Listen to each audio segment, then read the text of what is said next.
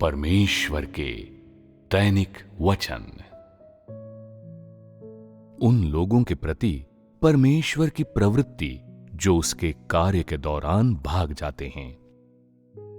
ऐसे लोग हर जगह होते हैं। परमेश्वर के मार्ग के बारे में सुनिश्चित हो जाने के बाद विभिन्न कारणों से वे चुपचाप बिना अलविदा कहे चले जाते हैं और जो कुछ उनका दिल चाहता है वही करते हैं। फिलहाल हम इस बात पर नहीं जाएंगे कि ऐसे लोग छोड़कर क्यों चले जाते हैं। पहले हम ये देखेंगे कि ऐसे लोगों के प्रति परमेश्वर की प्रवृत्ति क्या होती है। ये बिल्कुल स्पष्ट है। जिस समय ऐसे लोग छोड़कर चले जाते हैं, परमेश्वर की नजरों में उनके विश्वास की अवधि समाप्त हो जाती है।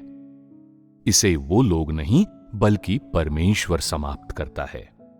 ऐसे लोगों का परमेश्वर को छोड़कर जाने का अर्थ है कि उन्होंने पहले ही परमेश्वर को अस्वीकृत कर दिया है। यानी अब वे परमेश्वर को नहीं चाहते। अब उन्हें परमेश्वर का उद्धार स्वीकार्य नहीं है। चूंकि ऐसे लोग परमेश्वर को नहीं चाहते, तो क्या परमेश्वर तब भी उन्हें चाह सकता है?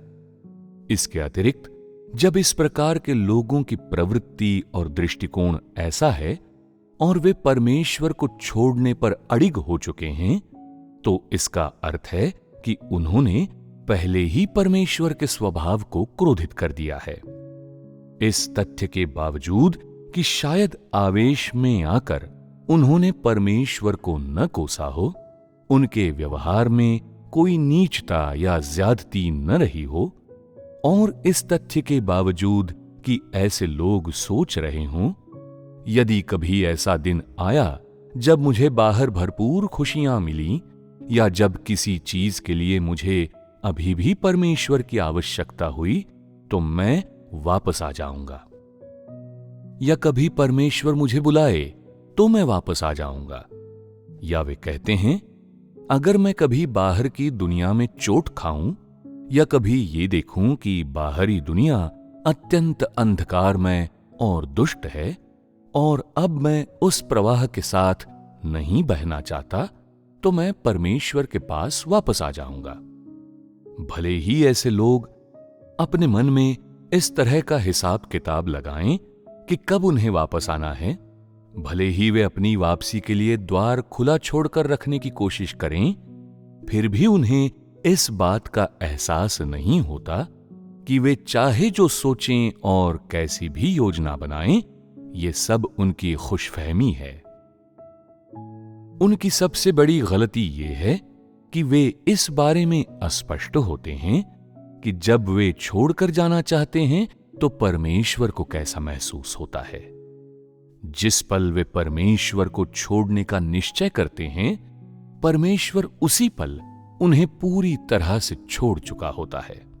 परमेश्वर पहले ही अपने हृदय में उनका परिणाम निर्धारित कर चुका होता है। वो परिणाम क्या है? ऐसा व्यक्ति चूहों में से ही एक चूहा होगा और उन्हीं के साथ नष्ट हो जाएगा। इस प्रकार लोग प्रायः इस प्रकार की स्थिति देखते हैं। कोई परमेश्वर का परित्याग कर देता है, लेकिन उसे दंड नहीं मिलता। परमेश्वर अपने सिद्धांतों के अनुसार कार्य करता है। कुछ चीजें देखने में आती हैं और कुछ चीजें परमेश्वर के हृदय में ही तय होती हैं। इसलिए लोग परिणाम नहीं देख पाते। जो हिस्सा लोग देख पाते हैं वो आवश्यक नहीं कि चीजों का सही पक्ष हो, परंतु दूसरा पक्ष होता है जिसे तुम देख नहीं पाते। उसी में परमेश्वर के हृदय के सच्चे विचार और निष्कर्ष निहित होते हैं। परमेश्वर के कार्य के दौरान भाग जाने वाले लोग सच्चे मार्ग का परित्याग कर देते हैं। तो परमेश्वर ऐसे लोगों को इतना कठोर दंड कैसे दे सकता है? परमेश्वर उन पर इतना क्रोधित क्यों है? पहली बात तो हम जानते हैं कि परमेश्वर का स्वभाव प्रताप और कोप है। वो कोई भेड़ नहीं है जिसका वध किया जाए। वो कठपुतली तो बिल्कुल नहीं है जिसे लोग जैसा चाहें वैसा नचाएं। उसका अस्तित्व निरर्थक भी नहीं है कि उस पर धौंस जमाई जाए। यदि तुम वास्तव में मानते हो कि परमेश्वर का अस्तित्व है, तो तुम्हें परमेश्वर का भय मानना चाहिए और तुम्हें पता होना चाहिए कि परमेश्वर के सार को क्रोधित नहीं किया जा सकता।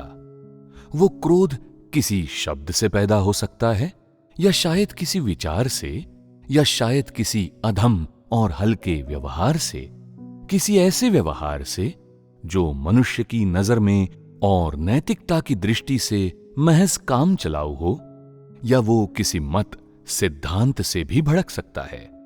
लेकिन अगर एक बार तुमने परमेश्वर को क्रोधित कर दिया, तो समझो तुम्हारा अवसर गया और तुम्हारे अंत के दिन आ गए। यह बेहद खराब बात है।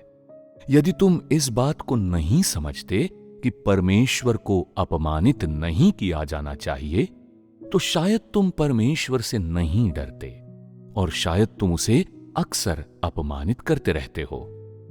अगर तुम नहीं जानते कि परमेश्वर से कैसे डरना चाहिए, तो तुम परमेश्वर से नहीं डर पाओगे और नहीं जान पाओगे कि परमेश्वर के सच्चे मार्ग पर कैसे चलना है, यानी परमेश्वर का भय मानने और बुराई से दूर रहने के मार्ग पर। एक बार जब तुम जान गए और सचेत हो गए कि परमेश्वर को अपमानित नहीं करना चाहिए, तो तुम समझ जाओगे कि परमेश्वर का भय मानना और बुराई से दूर रहना क्या होता है।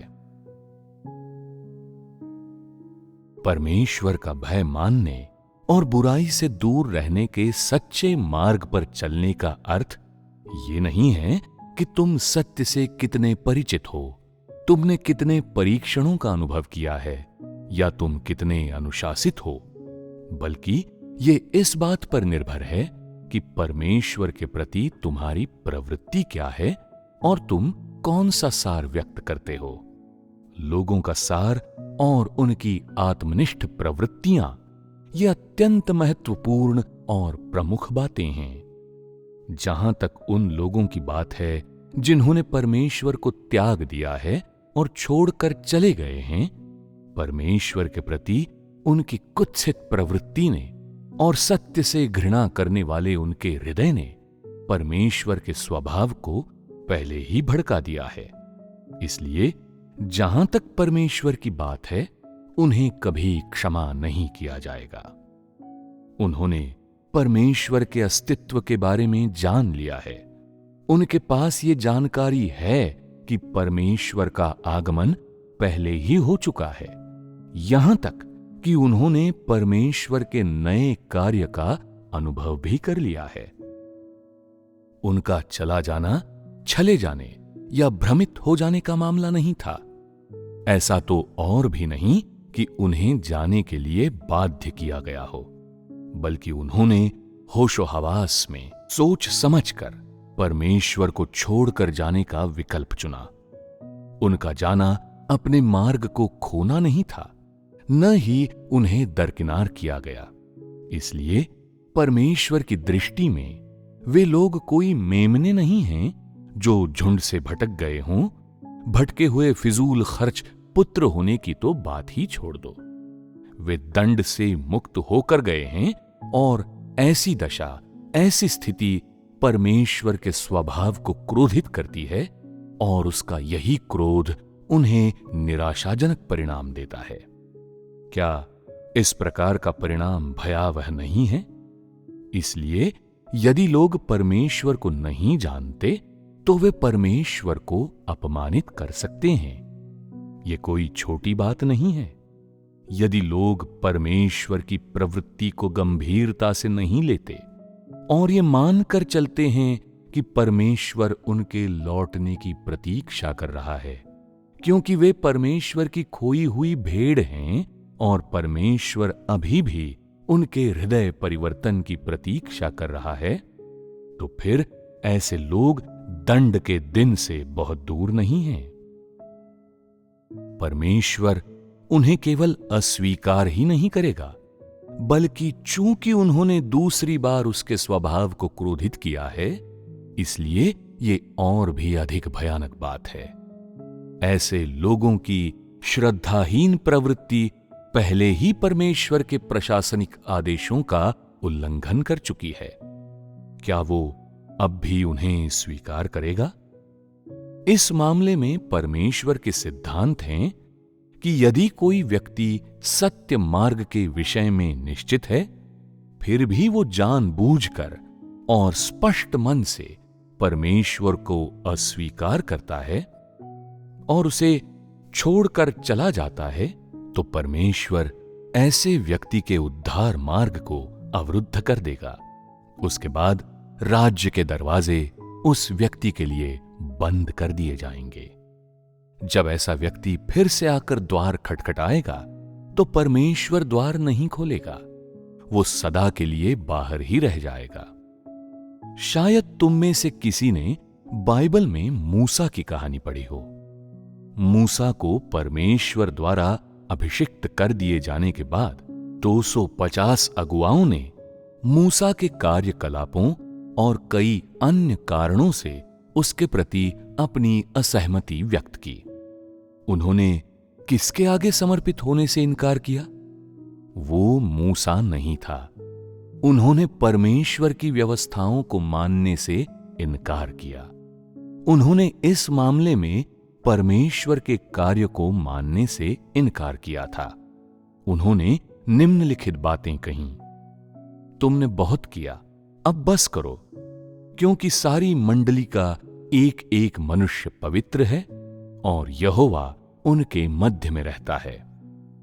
क्या इंसानी नजरिए से ये बातें बहुत गंभीर हैं? गंभीर नहीं है। कम से कम शाब्दिक अर्थ तो गंभीर नहीं है। कानूनी नजरिए से भी वे कोई नियम नहीं तोड़ते, क्योंकि देखने में ये कोई शत्रुतापूर्ण भाषा या शब्दावली नहीं है। इसमें ईश निंदा जैसी कोई बात तो बिल्कुल नहीं है। ये केवल साधारण से वाक्य हैं, इससे अधिक कुछ नहीं। तो फिर ये शब्द परमेश्वर के क्रोध को इतना क्यों भड़का सकते हैं? उसकी वजह यह है कि ये शब्द लोगों के लिए नहीं, बल्कि परमेश्वर के लिए बोले गए थे। उन शब्दों में व्यक्त प्रवृत्ति और स्वभाव परमेश्वर के स्वभाव को क्रोधित करते हैं और परमेश्वर के स्वभाव का अपमान करते हैं, जिसे अपमानित नहीं किया जाना चाहिए। हम सब जानते हैं कि अंत में उन अगुवाओं का परिणाम क्या हुआ था। ऐसे लोगों के बारे में जिन्होंने परमेश्वर का परित्याग कर दिया है, उनका दृष्टिकोण क्या है, उनकी प्रवृत्ति क्या है, और उनका दृष्टिकोण और प्रवृत्ति ऐसे कारण क्यों बनते हैं कि परमेश्वर उनके साथ इस तरह से निपटता है?